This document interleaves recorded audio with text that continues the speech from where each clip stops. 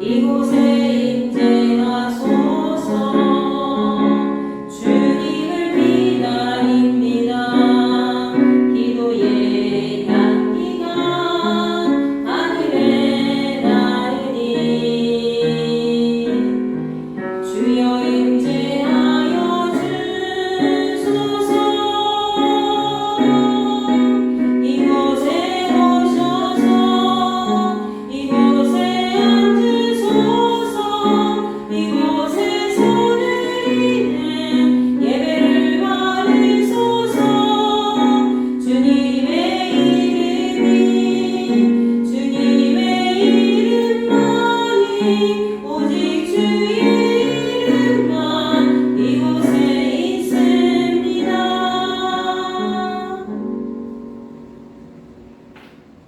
전능하신 이 여호와 하나님께서 말씀하시는 해돋는 데서부터 지는 데까지 세상을 부르셨도다. 온전히 아름다운 시온에서 하나님이 빛을 비추셨도다. 아멘.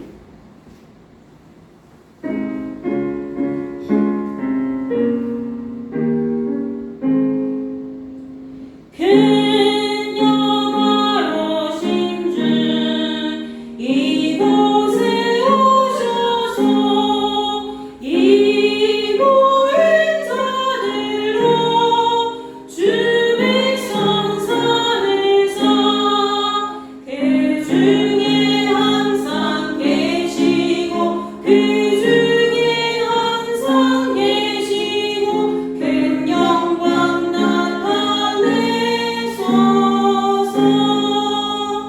이 백성 기도와 또 예물 드리니 향내와 주님 곧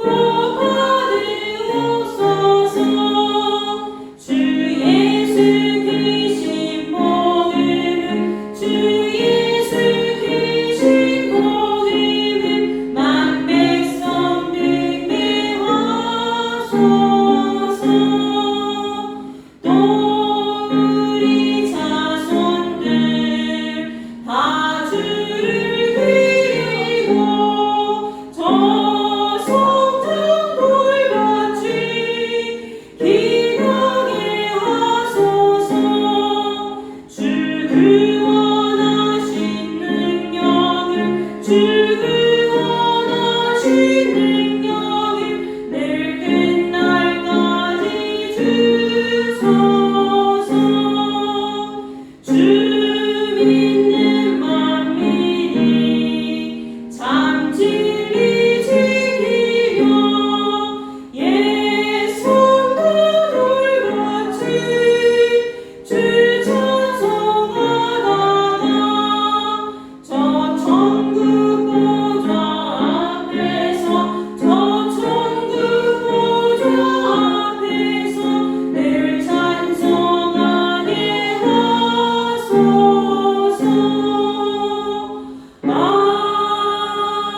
아멘. 그 땅 이스라엘 모든 산에서 그들이 한 나라를 이루어서 한 임금이 모두 다스리게 하리니 그들이 다시는 두 민족이 되지 아니하며 두 나라로 나누지 아니할지라. 그들이 그 우상들과 가증한 물건과 그 모든 죄악으로 더 이상 자신들을 더럽히지 아니하리라. 내가 그들을 그 범죄한 모든 처소에서 구원하여 정결하게 한즉 그들은 내 백성이 되고 나는 그들이 하나님이 되리라. 그가 열방 사이에 판단하시며 많은 백성을 판결하시리니 무리가 그들의 칼을 쳐서 보습을 만들고 그들의 창을 쳐서 낫을 만들 것이며 이 나라와 저 나라가 다시는 칼을 들고 서로 치지 아니하며 다시는 전쟁을 연습하지 아니하리라. 내가 에브라임의 병거와 예루살렘의 말을 끊겠고 전쟁하는 활도 끊으리니 그가 이방 사람에게 화평을 전할 것이요 그의 통치는 바다에서 바다까지 이르고 유브라데 강에서 땅끝까지 이르리라. 그러나 형제가 연합하여 동거함이 어찌 그리 선하고 아름다우고 머리에 있는 보배로운 기름이 수염 곧 아론의 수염에 흘러서 그의 옷깃까지 내림 같고 헐문에 이슬이 시온의 산들에 내린 같도다. 거기서 여호와께서 복을 명령하셨나니 곧 영생이로다. 아멘. 나는 전능하신 아버지 하나님 천지의 창조주를 믿습니다. 나는 그의 유일하신 아들 우리 주 예수 그리스도를 믿습니다. 그는 성령으로 잉태되어 동정녀 마리아에게서 나시고 본디오 빌라도에게 고난을 받아 십자가에 못 박혀 죽으시고 장사된 지 사흘 만에 죽은 자 가운데서 다시 살아나셨으며 하늘에 오르시어 전능하신 아버지 하나님 우편에 앉아 계시다가 거기로부터 살아있는 자와 죽은 자를 심판하러 오십니다. 나는 성령을 믿으며 거룩한 공교회와 성도의 교제와 죄를 용서받는 것과 몸의 부활과 영생을 믿습니다. 아멘.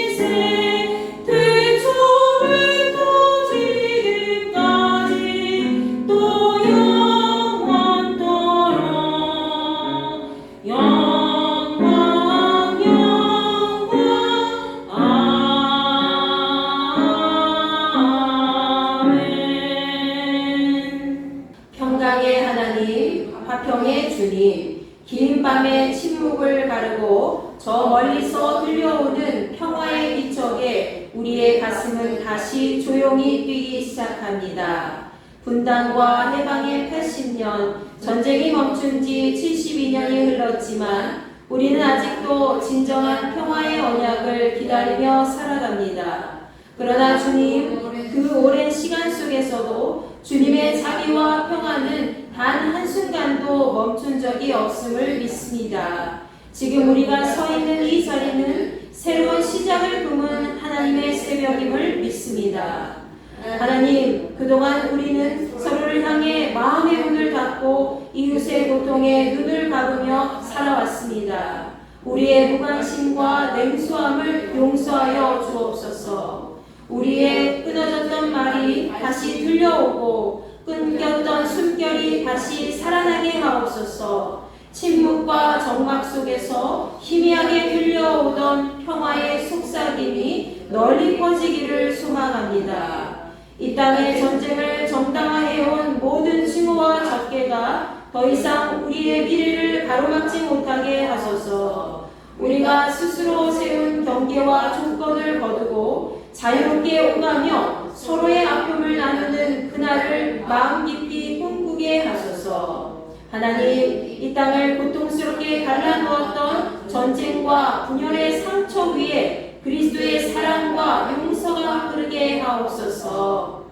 특별히 지구 곳곳에서 전쟁과 억압으로 고통받는 하나님의 자녀들과 더불어 연대하게 하시고 정의롭고 지속가능한 평화를 향하여 교파와 교단을 초월하여 모든 믿음의 공동체가 함께 책임지는 삶을 살게 하옵소서. 한반도를 넘어 동북아 평화의 지대로 이 땅을 빚어가시는 주님의 뜻에 순종하며 하나님 나라의 정의와 평화, 생명을 향해 우리의 삶을 드리게 하소서. 지금 이 시대는 그리스도 안에서 다시 시작할 수 있는 하나님의 카이로스, 은총의 때임을 믿습니다. 우리가 그 부르심에 응답하며 사랑과 평화, 생명의 하나님을 향해 온 마음과 정성으로 나아가게 하소서.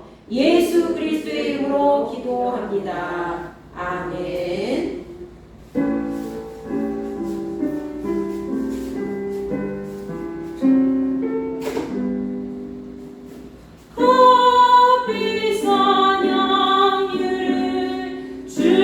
주기를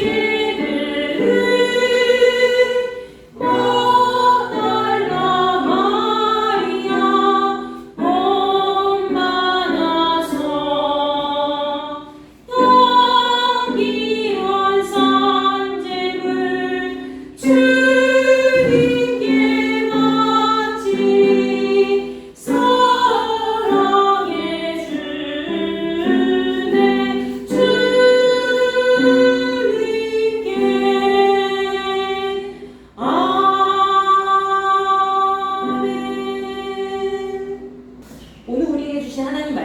있습니다. 마태복음 5장 9절 말씀이죠. 한 말씀이니까 우리 다 같이 함께 큰 소리로 봉독하도록 하겠습니다. 시작. 화평하게 하는 자는 복이 있나니 그들이 하나님의 아들이라 일컬음을 받을 것이며. 아멘. 자, 오늘의 말씀은 예수께서 사랑하는 제자들과 수많은 사람들에게 산 위에서 말씀하신 그런 산상수훈의 그런 말씀을 얘기를 하고 있죠. 바로 팔복에 대한 부분입니다. 팔복 중에서도 제7번째 복에 해당되는 화평에 대한 말씀이죠. 화평하게 하는 자는 복이 있나니 그들이 하나님의 아들이라 일컬음을 받을 것이며 라고 되어 있습니다. 여러분, 본래 평화라는 단어는 전쟁이나 어떤 분쟁 상태가 없는 것을 의미합니다. 평화. 자, 그런데 여기서 평화를 거꾸로 하면은 바로 화평이 되죠. 자, 화평은 평화보다 더 적극적인 의미입니다. 더 적극적인 노력을 포함한 동적인 상태를 의미한다는 것이죠. 즉, 어떤 갈등 상황을 해결하기 위해서, 극복하기 위해서 그런 갈등 상황의 관계를 회복하거나 아니면 해결하는 적극적인 노력까지 포함하는 행위가 바로 화평이라는 단어에 해당되는 말이라는 것입니다. 따라서 본문 말씀을 우리가 좀 더 쉬운 성경으로 풀이하면은 평화를 위해 일하는 사람은 복이 있고 또 그들이 하나님의 아들이라 불리게 될 것이다 라는 말씀입니다. 자, 여기서 화평하게 하는 자는 화평의 마음만 갖추는 사람이 아닙니다.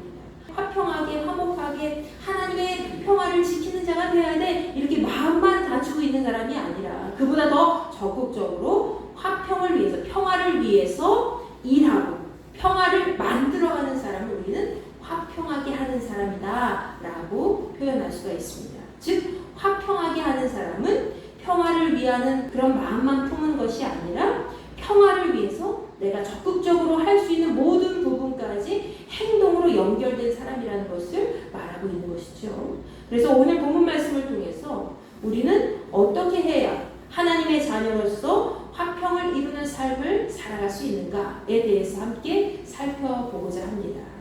자, 흔히 평화의 상징하면은 뭐가 떠오르죠? 비둘기가 있습니다. 비둘기를 떠오르죠. 자, 지금은 도심 지역에서 이 비둘기가 애물단지라고 해요. 그래서 대도시에 보면은 비둘기들이 그냥 서울 같은 데 보면은 막 몰려들어가지고 사람들이 또 먹을 거 주니까 또 많이 달려들고요. 그러면서 비둘기 똥에다가 건물들이 그냥 계속 깨끗하게 남아나지가 않는다고 하죠. 저는 비둘기를 딱 보면은 너무 무서운 것 같은 느낌이 들 때도 있어요. 지난번에 제가 지나가는데 비둘기가 있는 거예요. 홍천에도 비둘기 꽤 많이 있더라고요. 아니 근데 이 녀석들이 도망가질 않는 거예요. 제가 그냥 걸어가는데도 불구하고 이렇게 하는데도 안 도망가. 그래서 야, 비둘기가 사람을 무서워하지 않는구나 라고 생각이 들었습니다. 왜 이 빨간 눈의 비둘기가 도심 지역에서도 그렇게 내쫓아야만 되는 그런 애물단지가 된 이 비둘기가 평화의 상징이 되었을까요? 우리가 그 이유에 대해서 이야기하기 위해서는 창세기 8장 말씀에 등장하고 있는 이 노아의 시대로 거슬러 올라갈까요? 자, 노아가 살던 시절에 어떻습니까? 이 땅에 수많은 사람들이 하나님 앞에 반역하고 죄를 많이 범했지요. 그래서 하나님께서는 이 땅에 있는 사람을 지으신 것을 한탄하신다 라고 기록될 정도로 하나님께서 마음 아파하셨습니다.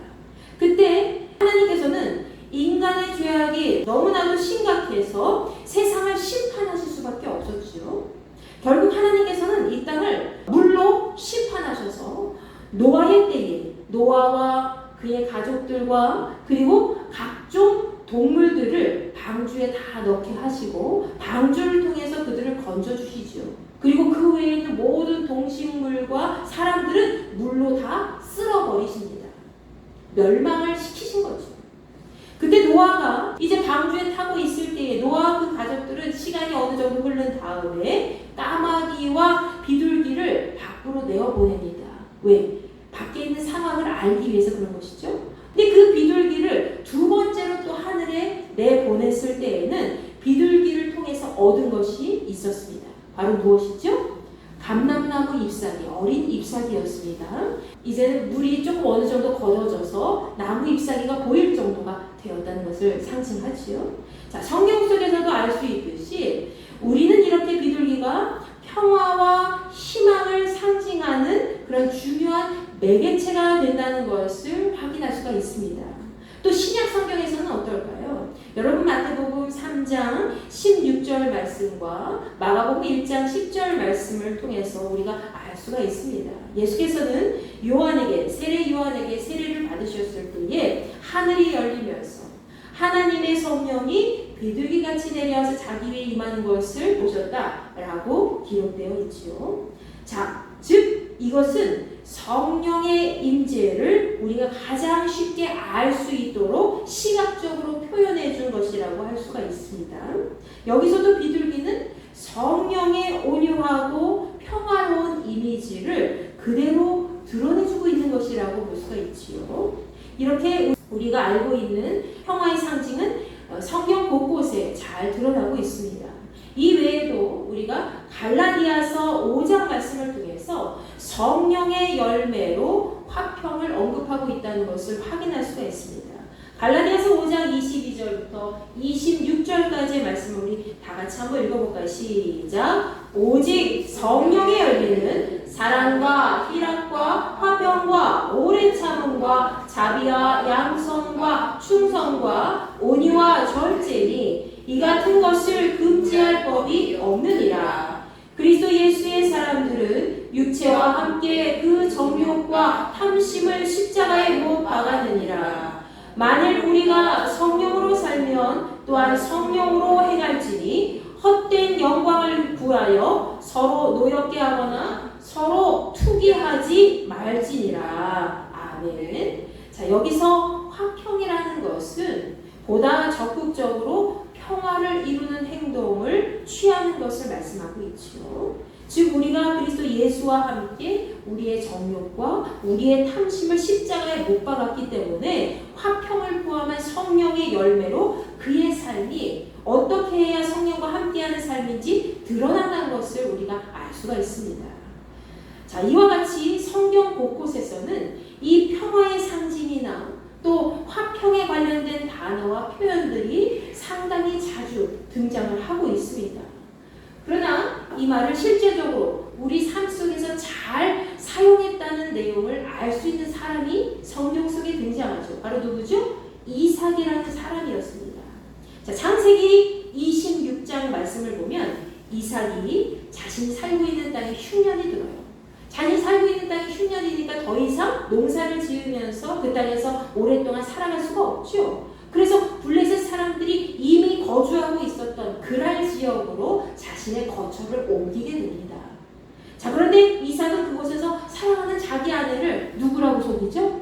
내 누이 동생이에요, 여동생이에요 라고 속이는 거죠. 그 자기 아내 리브가가 너무 아름다워서 누이라고 속이는 오류를 범하게 되지만 이 블레셋 왕이었던 아비멜렉에게 리브가가 자기 아내인 것을 들켜서 우여곡절 끝에 그 고비를 넘기게 됩니다.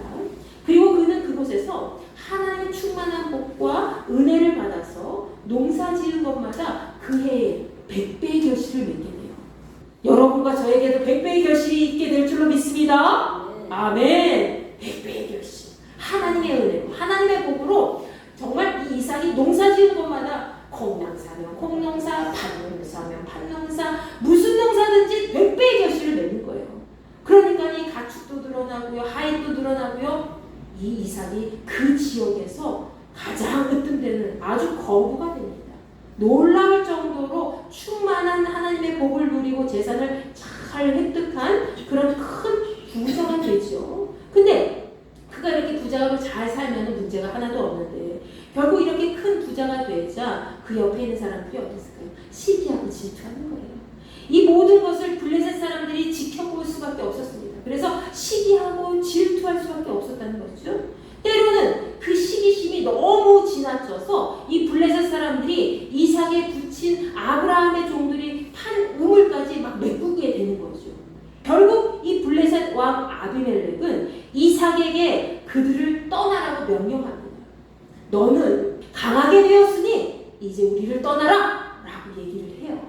그래서 이삭은 별 수 없이 블레셋 왕이 그렇게 이야기하니까 그 지역을, 그 평야, 농사가 잘 되는 그곳을 떠나서 어디로 안착합니까? 그랄의 평야가 아닌 이 골짜기에 장막을 치고 그곳에 머물게 되었다는 거예요. 그랄 평야가 아니라 그랄 골짜기에 머물게 되죠. 자, 골짜기라면 여러분 어떻습니까? 골짜기라면 농사도 제대로 지을 수 없는 곳이기 때문에 이 이삭은 그렇게 생각한 거예요. 혹여 블레셋 사람들이 와서 회방을 놓지 않을 것이다 라고 생각을 했던 것이죠. 그런데 이삭의 생각은 착각에 불과한 것이 될 수밖에 없었습니다. 자, 이삭이 그의 종들을 시켜서 골짜기를 파서 물이 나오는 샘의 근원을 찾게 되죠. 그 이삭이 참 하나님께서도 이삭에게 복을 주셔서 가는 곳마다 물이 나오게 하신 거예요. 우리도 가는 곳마다 물이, 생수의 물이 흘러 넘치게 될 줄로 믿습니다. 아멘. 여러분, 가는 곳마다 샘의 근원을 찾는 거예요. 이삭의 종들이. 그래, 이번에도 야, 여기서 우물을 파서 여기서 농사도 지을 수 있겠구나 라고 생각했겠죠. 근데 이번에는 누가 건드리게 됩니까? 그랄의 목자들이 건드리게 되는 거예요. 그랄의 목자들이 이삭의 목자와 다투기 시작합니다. 어떻게 다투니까 성경에는 자세히 나와 있지 않지만 우리 땅이다. 여기서 농사 짓지 마라. 우리 땅이다. 우리 우물이다. 여기서 가축 키우지 마라. 그렇게 다툼이 일어나기 시작하죠. 아니다. 우리 주인이 옛날부터 여기 이 땅을 거주하고 있었고 우리 주인의 조상들이 이 땅을 이미 알고 있었고 우리가 땅을 팠는데 니네가 땅 판 거 도와줬어? 뭐야? 이러면서 막 싸우기 일어나기 시작한 거죠. 결국 이삭은 어떻게 합니까? 그 우물을 사용하지 못하고 또 다른 우물을 파게 되지요. 그랬더니 그곳에서도 또 다툼이 일어나는 거예요. 그래서 결국에는 이삭이 자기 종들을 시켜서 세 번째로 또 우물을 파게 돼요. 세 번이나 옮겨 다녔습니다. 그렇게 우물을 세 번으로 팠을 때에 비로소 그 다툼이 멈추게 되었다라고 하죠. 자, 이삭은 타인에 의해서 손해를 많이 봤죠. 타인이 너 이 땅 아니야, 우리 땅이야, 너 꺼져버려 해서 막 다른 곳으로 또 옮기고 얼마나 손해가 막심합니까? 어려운 일을 그렇게 많이 당한 거예요. 자기 종들도 희생을 많이 당하고. 그런데 그 상태에서 그냥 바보같이 당한 것이 아닙니다. 상대방과 다투지 않고 분란을 일으키는 그런 상대와 오히려 평화를 유지하는 화목한 관계가 되었다는 것이죠. 여러분, 창세기 26장 28절과 29절 말씀에서는 블레셋 왕 아비멜렉이 이삭을 찾아서 이렇게 이야기하는 장면이 등장합니다. 우리 다 같이 한번 읽어보겠습니다. 시작. 그들이 이르되 여호와께서 너와 함께 계심을 우리가 분명히 보았으므로 우리의 사이 곧 우리와 너 사이에 맹세하여 너와 계약을 맺으리라 말하였노라. 너는 우리를 해하지 말라. 이는 우리가 너를 범하지 아니하고 선한 일만 내게 행하여 네가 평안히 가게 하였음이니라. 이제 너는 여호와께 복을 받은 자니라. 아멘. 여러분, 하나님의 방법대로 평화를 만들어가는 사람은 그가 형통할 뿐만이 아니라 하나님이 그와 함께 계심을 많은 사람들에게 보여주는 삶을 살게 된다는 것입니다. 믿으십니까?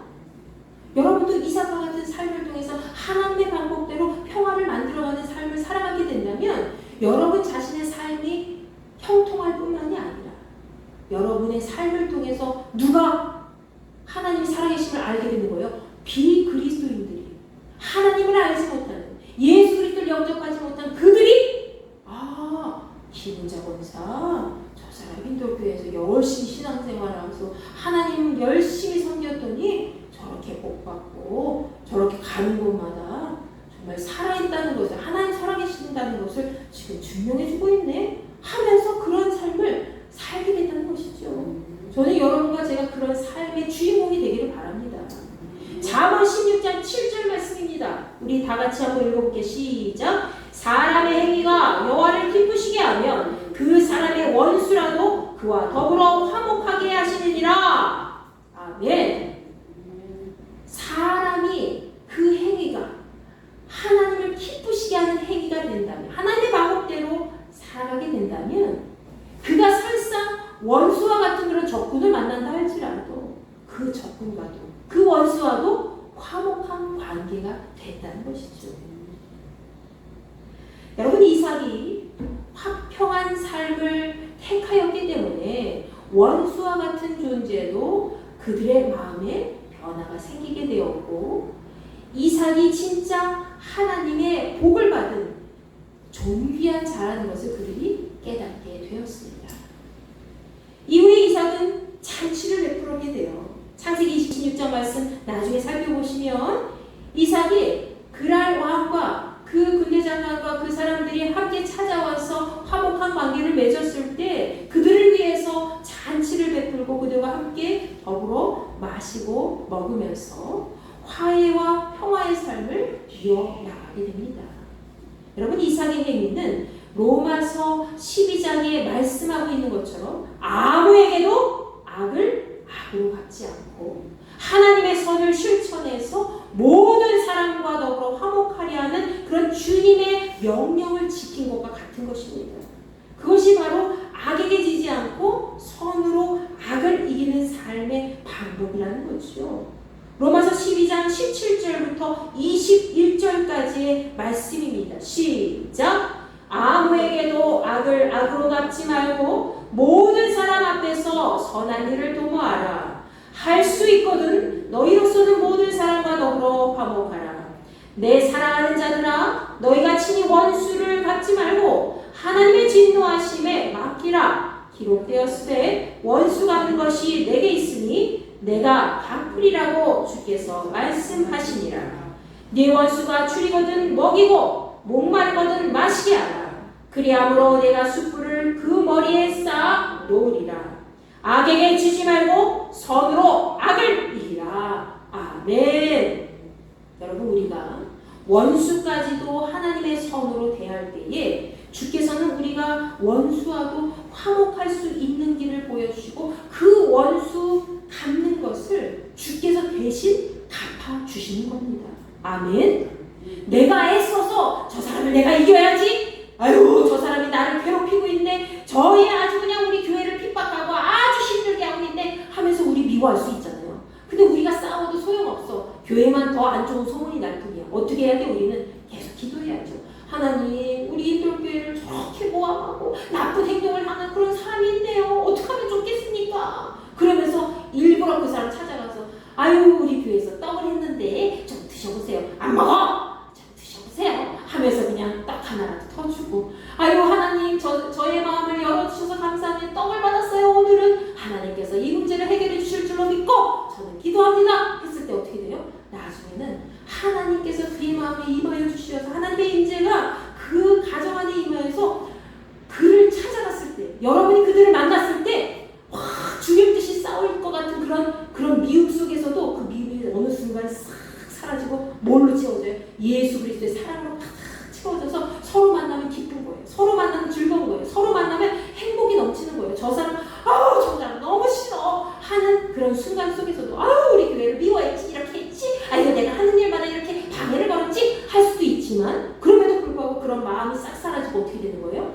하나님의 마음으로 가득 차서 서로 연합하게 되는, 화목하게 되는, 화평을 이루는 삶을 살아가게 된다는 것이지. 아멘.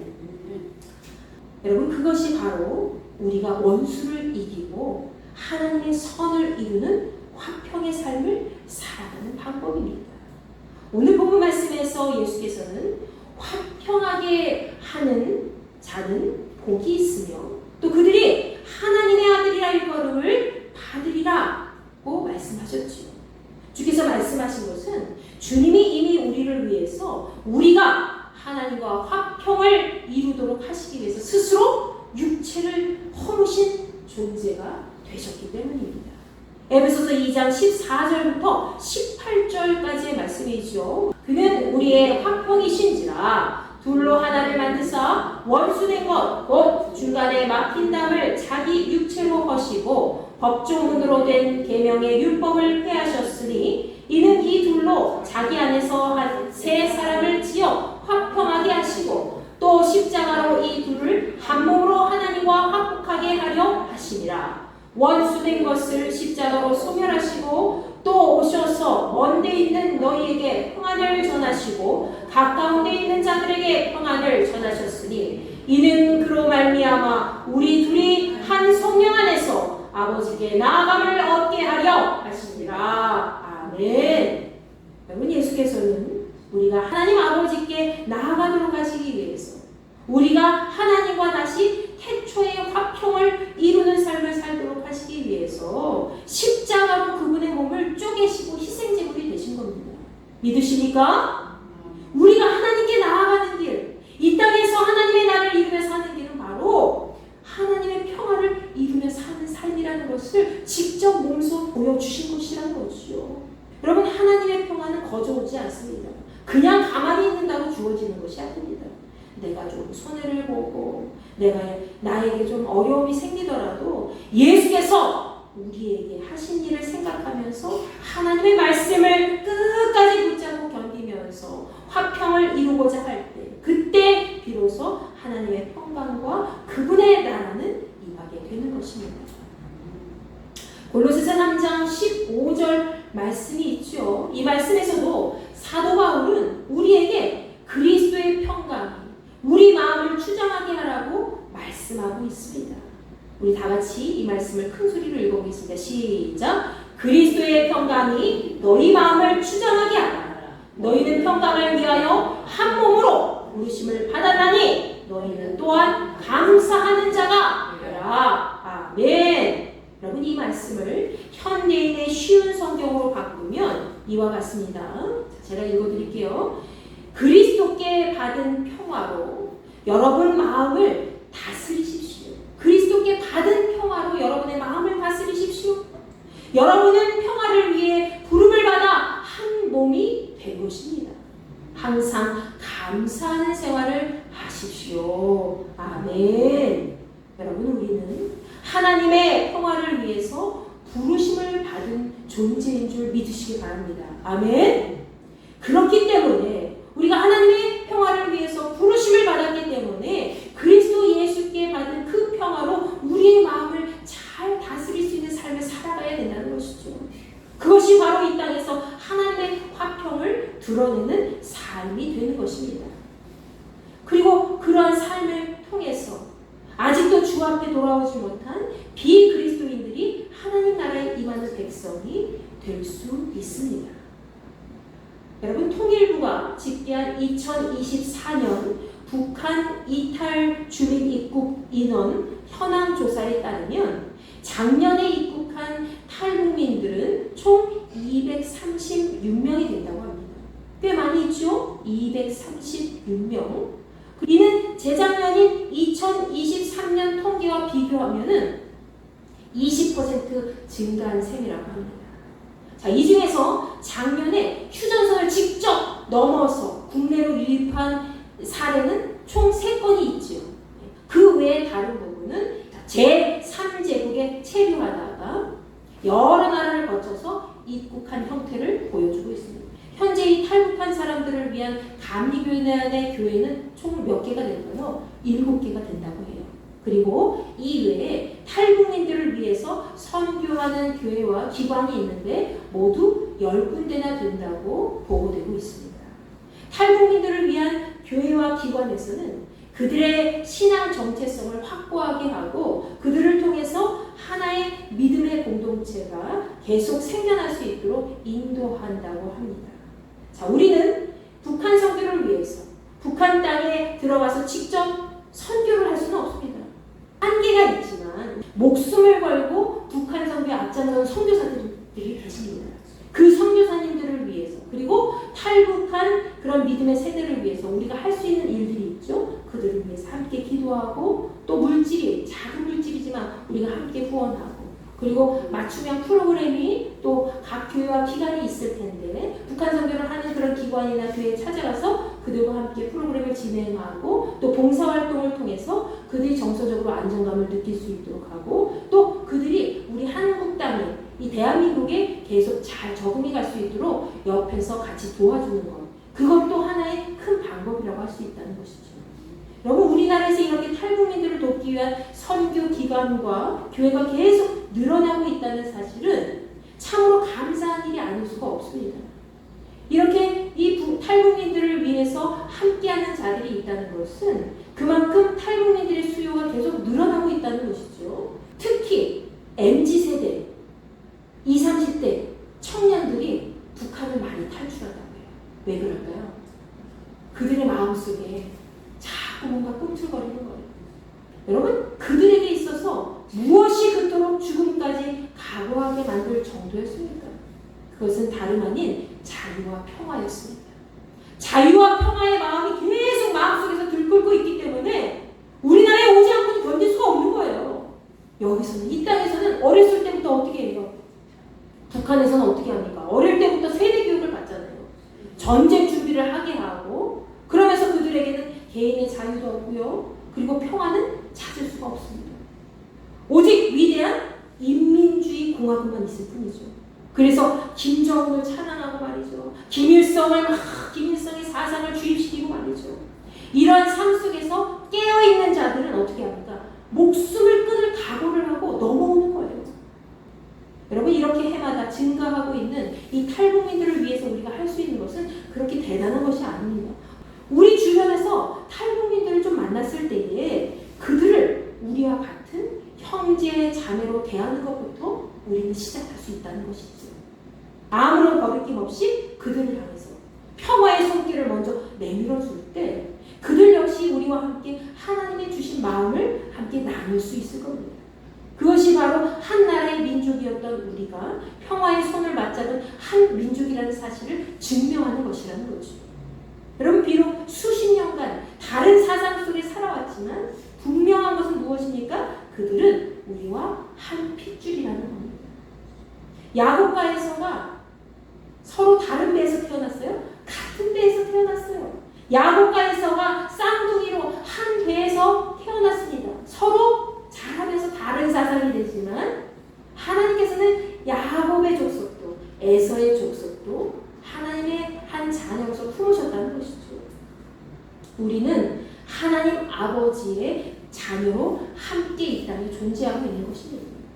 오늘 북한 선교 주일이자 남북 평화통일 공동 기도 주일을 맞이하여서 남북의 관계와 또 앞으로 우리가 해야 할 일들에 대해서 함께 나누어 볼 때에 참 생각해 볼 문제가 많이 있죠.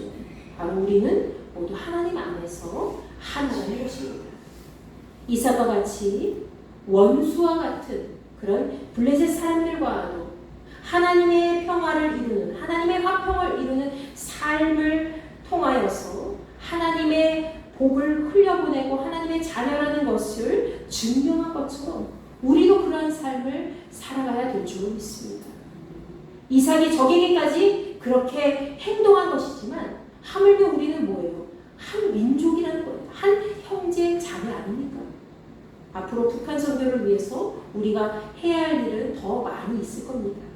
중요한 것은 오늘 말씀에 기록된 대로 우리가 탈북민들을 어떤 경계심을 갖고 적대시하는 태도로 일관하는 것이 아니라 주께서 명령하신 그대로 화평을 이루는 자가 되어서 언제나 하나님 나라의 평강이 이 땅에 임하도록 하는 것입니다. 화평하게 하는 자는 복이 있나니 그들이 하나님의 아들이라 일컬음을 받을 것이니라. 여러분, 여러분과 제가 하나님의 화평을 이루는 그런 하나님의 자녀가 되어서 이 땅 위에 그리스도의 열매를 풍성히 맺는 그런 축복의 통로가 되기를 간절히 축원합니다. 네.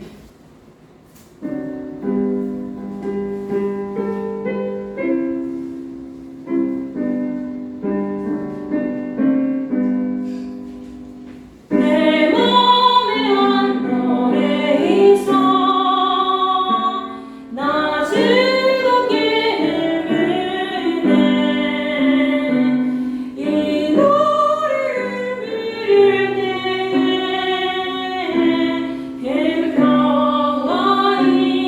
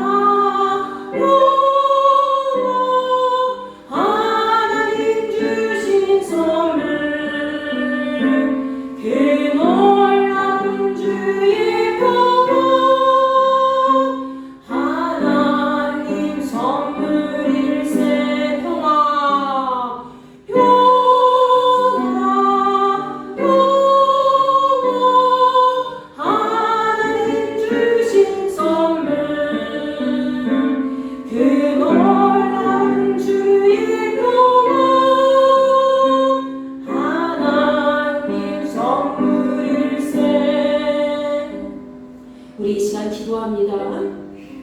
하나님께서 우리 남한과 북한을 한 민족으로 불러주시고 하나의 자녀로 하나님 나라의 백성으로 인도해 주셨음에도 불구하고 우리가 서로 욕심을 부리고 타협하지 못하는 그런 삶을 통해서 하나님 앞에 가까이 나아가지 못하고 하나님의 나라를 이 민족을 통해서 이루지 못한 것을 아버지 하나님 용서하여 주시옵소서. 우리의 삶을 주님께 의탁합니다. 우리의 모습이 이삭과 같이 원수까지도 하나님의 방법대로 그들을 고용하며 화합할 수 있도록 인도하시고 그들의 삶을 하나님의 눈으로 바라봐 주시고 그들이 하나님 나라 온전한 백성이 될 수 있도록 우리를 화평의 도구로 사용하여 주시옵소서. 마음만 하나님의 평강을 이루는 것이 아니라 우리의 행동까지도 하나님의 화평을 이루는 복된 지체가 될 수 있도록 우리와 함께하여 주시옵소서. 우리 마음을 품고 주여 한번 외치시고 기도합니다. 주여 아버지 하나님 감사합니다. 저희들 이 시간 함께 모였습니다. 하나님의 놀라운 능력의 손으로 우리를 안수하시고 지키시고 보호하여 주시어서 우리의 삶이 하나님 앞에 여전히 흔들리지 않는 모습으로 이 세상 가운데 화평을 이루는 자로 살아갈 수 있도록 은혜를 더하여 주시옵소서. 화평을 이루는 삶이 되기를 원합니다. 평강의 삶을 살아가길 원합니다. 하나님의 평강을 많은 사람들에게 드러내는 삶이 되기를 원합니다. 화평을 이루게 하는 삶이 되어서 날마다 우리가 복을 받은 하나님의 자녀로 일컬어지기를 원하오니 아버지 하나님 저희들에게 임재하여 주시옵소서. 하나님의 영광 가운데 거하게 하시고 하나님의 평화를 이 땅 가운데 드러내는 부족함이 없는 목적을 이루는 삶이 될 수 있도록 아버지 하나님 붙잡아 주시옵소서. 하나님 우리의 삶을 주님께 의탁합니다. 주께서 이루시는 평화가 무엇인지 우리는 마음속으로 느낄 수 있습니다. 주께서 우리를 하나님 나라의 백성으로 다시 불러 세우시기 위해서 그 죄악으로 무너진 그 장벽을 예수 그리스도의 그 보혈로 덮으시고 아버지의 그 쪼개진 몸을 통해서 우리가 하나님 나라 백성으로 다시 살게 하시고 하나님과의 자녀로 아버지 일컬어질 수 있도록 인도해 주셔서 참 감사합니다. 오직 하나님 나라 백성으로서 하나님의 신실한 믿음의 삶을 살아갈 수 있도록 아버지 역사하여 주시옵소서. 하나님의 화평을 이루는 복된 지체가 되기를 원합니다. 아버지 하나님 화평을 이루는 사람은 복이 있다고 하셨어. 하나님 우리는 이미 복을 받은 하나님의 자녀인 줄 믿습니다. 그 마음 그대로 변하지 않게 도와주옵시고 언제 어디서나 하나님이 기뻐하시는 삶을 통해서 선으로 악을 이길 수 있는 거룩한 지체들 될 수 있도록 은혜를 더하여 주시옵소서. 신령한 하나님의 복을 우리에게 채워주시옵소서. 우리가 가는 곳마다 형통하게 하시고 우리가 가는 곳마다 우리는 하나님의 택하신 귀한 복된 믿음의 지체라는 것을 많은 사람들이 알 수 있도록 은혜를 더하여 주시옵소서. 아버지 함께하여 주실 줄 믿습니다. 이제는 우리 주 예수 그리스도의 은혜와 하나님의 무한하신 사랑과 성령님의 감화감동 역사 내주 교통하심이 하나님의 나라에 속한 믿음의 지체로서 화평을 이루고자 하는 삶을 살아가고자 하는 우리 힌돌교의 모든 지체들과 그리스도인들에게 함께하여 주시기를 간절히 축원하옵나이다. 아멘.